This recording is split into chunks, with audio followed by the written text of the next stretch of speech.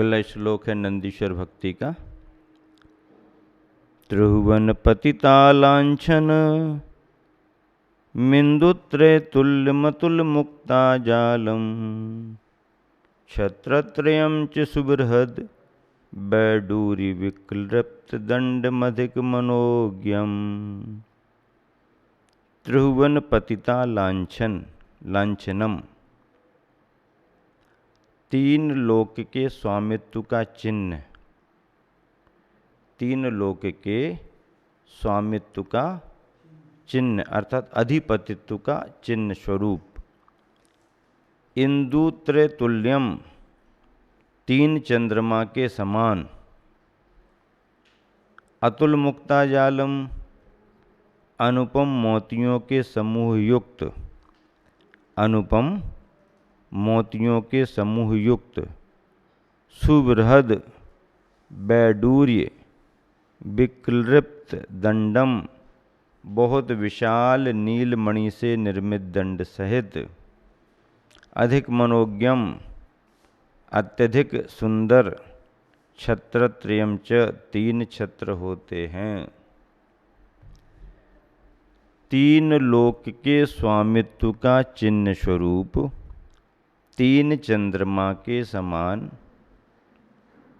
अनुपम मोतियों के समूह युक्त, बहुत विशाल नीलमणि से निर्मित दंड सहित अत्यधिक सुंदर तीन छत्र होते हैं।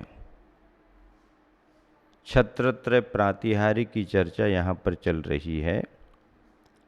भक्तामर स्तोत्र में भी तीन छत्रों की बात में यही कहा कि तीन लोक के स्वामी पने को दर्शा रहे हैं। छत्र छाया प्रदान करते हैं। छत्र राजा महाराजाओं के वैभव के प्रतीक हैं, शोभा के प्रतीक हैं। भगवान को छाया की भी जरूरत नहीं और वैभव दिखाने की भी जरूरत नहीं, लेकिन फिर भी उनके पुण्य के उदय से ये सब वैभव अपने आप होते रहते हैं।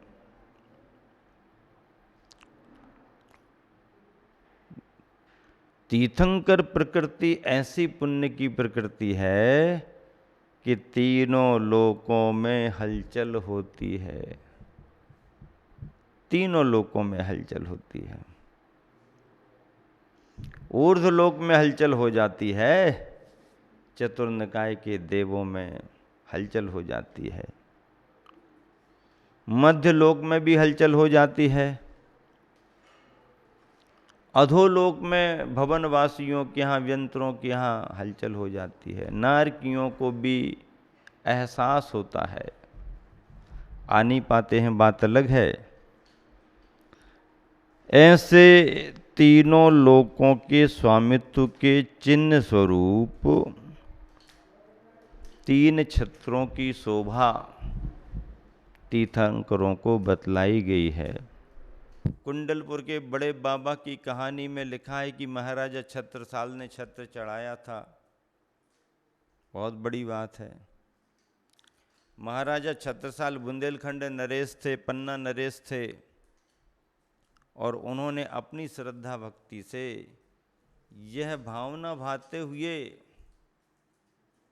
क्योंकि उनका राज्य छिन गया था, परिवार को लेकर के वो जंगलों में भटक रहे थे, बड़े बाबा की प्रतिमा दिखी। बड़े बाबा की प्रतिमा भी ऐसे ही थी, मनोज्ञ थी, प्रभावित हो गए। उन्होंने कहा, भगवान अगर मेरा खोया हुआ राज्य मुझे वापस मिल जाए तो मैं आपके ऊपर भी छाया करूंगा, छत्र चढ़ाऊंगा। कुछ समय बाद उन्हें अपना खोया हुआ राज्य मिल गया। पुरुषार्थ था उनका, राजा थे, और जिन्होंने राज्य पर कब्जा कर लिया था उन सबको भगा दिया। खोया हुआ राज्य पा लिया। फिर उन्होंने बड़े बाबा के मंदिर के लिए अपना द्रव्य दिया, छाया तो की ही की, छत्र भी चढ़वाया, और तालाब घाट जहाँ पर बंधा हुआ था वर्धमान सागर, उस तालाब में मछली मारने का निषेध कराया। उस जंगल में शिकार नहीं होगी ऐसी राजाज्ञा की। बहुत बड़ी बात है।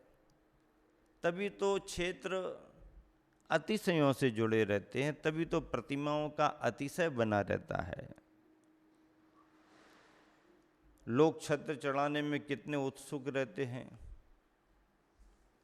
कुंडलपुर के बड़े बाबा पर छत्र, कुंडलपुर के बड़े बाबा पर छत्र, कितने लोगों में होड़ लगी। विभिन्न क्षेत्रों पर छत्र चढ़ते रहते हैं। अपनी श्रद्धा के अनुसार किसी भी जिन बिंब पर छत्र चढ़ाना ही चाहिए। पद्यानुवाद गुरुवर ने बहुत अच्छा लिखा। महादीर्घ बैडूरी रत्न का बना दंड है जिस पर है। महादीर्घ बैडूरी रत्न का बना दंड है जिस पर है। तीन चंद्र सम तीन छत्र ये, गुरु लघु लघुतम ऊपर हैं। बड़ा नीचे, फिर लघु, फिर लघु तम। तीन भुवन के स्वामीपन की स्थिति जिससे अति प्रकट रही। तीन भुवन के स्वामीपन की स्थिति जिससे अति प्रकट रही। सुंदरतम है मुक्ता फल की लड़ियाँ जिस पर लटक रहीं। सुंदरतम है मुक्ता फल की लड़ियाँ जिस पर लटक रहीं। छत्र हैं, प्लास्टिक व्लास्टिक के नहीं होना चाहिए छत्र, उत्तम धातु के होना चाहिए। चांदी के हों, सोने के हों, उसमें अच्छी चीज लगी हो तो वो छत्र काम के हैं। प्लास्टिक व्लास्टिक के कलर करके लगा दिए, ये कोई अच्छी धातु थोड़ी है। मंदिरों में इन धातुओं को वर्जित किया जाता है।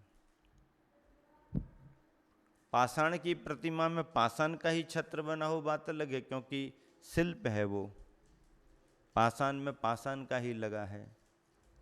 लेकिन अलग से यदि लगाते हैं तो पीतल का, चांदी का, सोने का, सोने चांदी के छत्र अच्छे रहते हैं। ये छत्र प्रातिहारी है। बहुत बढ़िया वर्णन लिखा आचार्य ने। फिर से पढ़ता हूँ, सुनो ध्यान से। महादीर्घ बैडूरी रत्न का बना दंड है जिस पर है।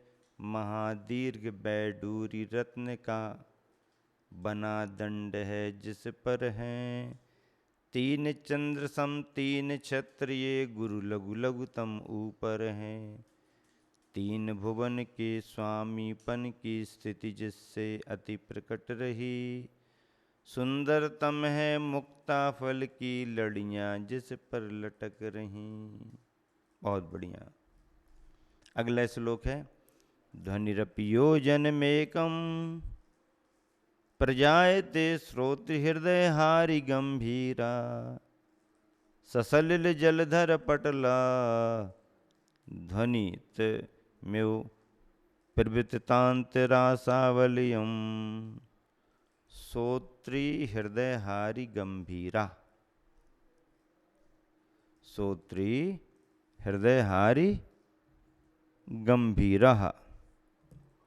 कर्ण और हृदय को हरण करने वाली गंभीर, कानों को और हृदय को हरण करने वाली गंभीर ध्वनि ही अपि, दिव्य ध्वनि भी, एकम योजनम एक योजन तक प्रजायते होती है, एक योजन तक होती है। ससलिल जलधर पटल ध्वनित म्यो, जल सहित मेघ समूह की ध्वनि के समान। जल सहित मेघ समूह की ध्वनि के समान। देखो, मेघों की ध्वनि भी दो प्रकार की, एक जिन मेघों में पानी नहीं हो वो भी गरजते हैं, और जिन मेघों में पानी भरा हो वो भी गरजते हैं। जिन मेघों में पानी भरा होता है वो घने घने दिखाई देते हैं, काले काले दिखाई देते हैं, और जो मेघ ऐसे ही रहते हैं, पानी नहीं है, उजले उजले से दिखाई देते हैं, हल्के हल्के से दिखाई देते हैं। कर्ण और हृदय को हरण करने वाली गंभीर दिव्य ध्वनि भी 1 योजन तक होती है। जल सहित मेघ समूह की ध्वनि के समान प्रविततरांतरा सावल्यम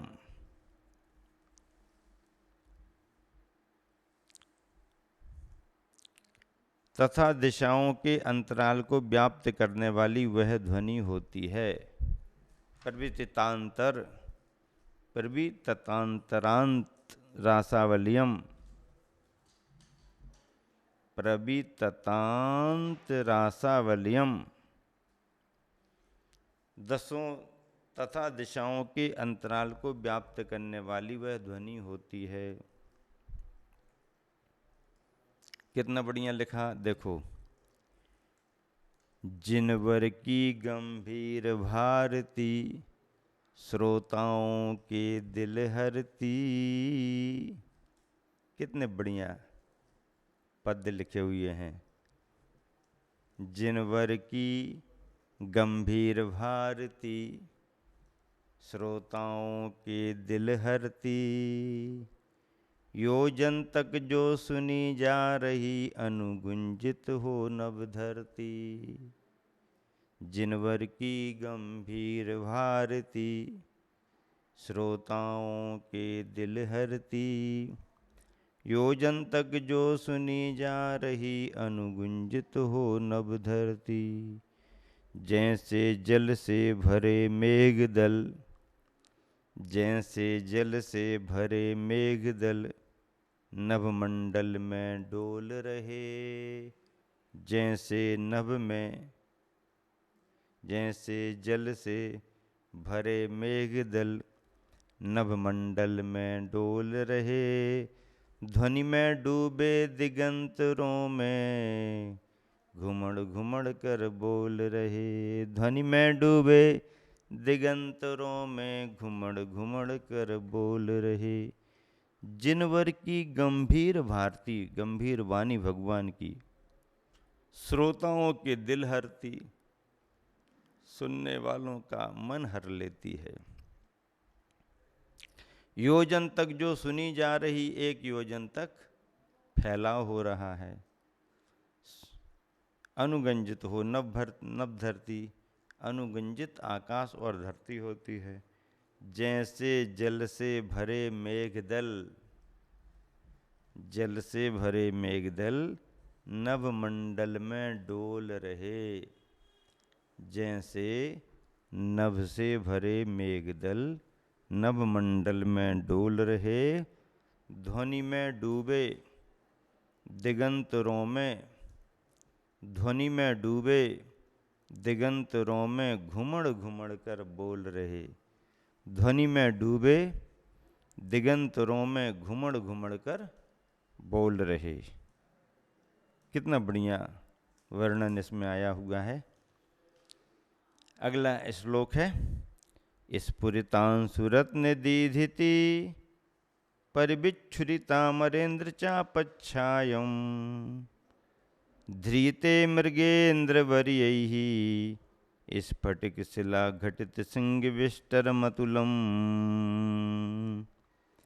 स्फुरितांशुरत्न दीधिति परिविच्छुरिता मरेन्द्र चापच्छायम्, दे दीप्यमान किरणों वाले रत्न की किरणों से, दे दीप्यमान किरणों वाले रत्न की किरणों से इंद्रधनुष की कांति को चित्रित करने वाला।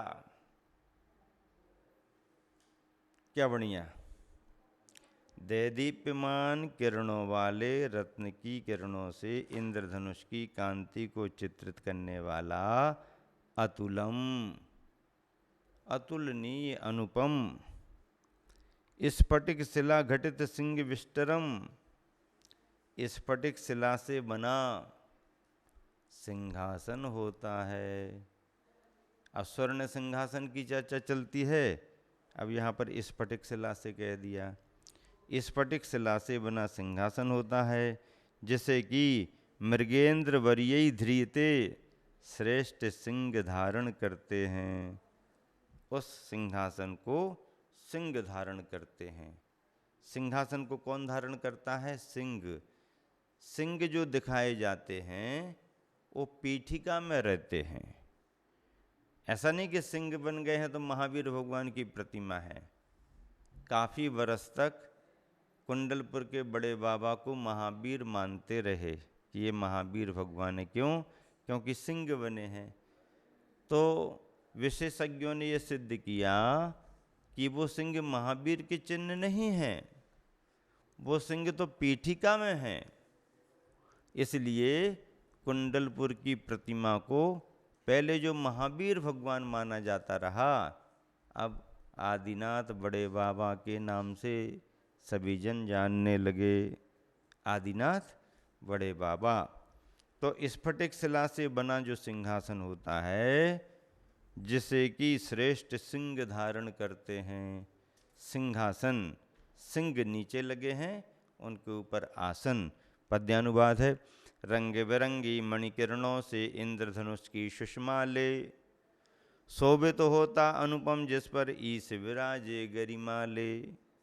सिंहों में बर बहु सिंहों ने निजी पीठ पर लिया जिसे, स्फटिक शिला का बना हुआ है सिंहासन है जिया लशे। कितना बढ़िया वर्णन है। पुनः एक बार पद्य को पढ़ते हैं। रंग बिरंगी मणिकिरणों से, रंग बिरंगी मणिकिरणों से इंद्रधनुष की सुषमा ले, रंग बिरंगी मणिकिरणों से, रंग बिरंगी मणिकिरणों से इंद्रधनुष की सुषमा ले, शोभित तो होता अनुपम जिस पर ईश विराजे गरिमा ले। सिंहों में बर बहु सिंहों ने निजी पीठ पर लिया जिसे, स्फटिक शिला का बना हुआ है सिंहासन है जियाल से, सिंहासन है जियाल से। महावीर भगवान की ये